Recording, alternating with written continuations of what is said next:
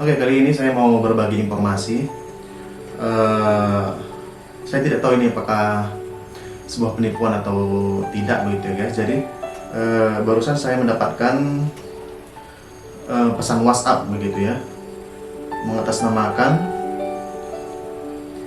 BPJS Kesehatan begitu guys. Jadi untuk isinya bisa teman-teman lihat di sini. Oke. Jadi di sini pesannya berisi bahwasannya kita telat bayar begitu teman-teman.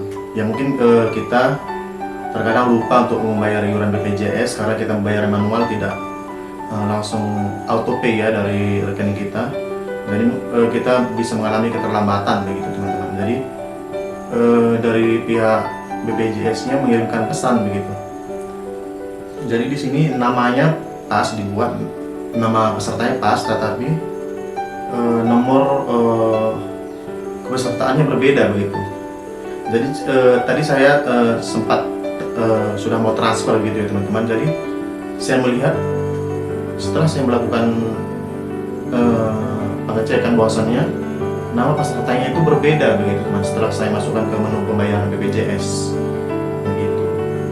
Jadi saya cek lagi, ternyata nomor yang diberikan itu berbeda begitu teman-teman. Jadi jika teman-teman mendapatkan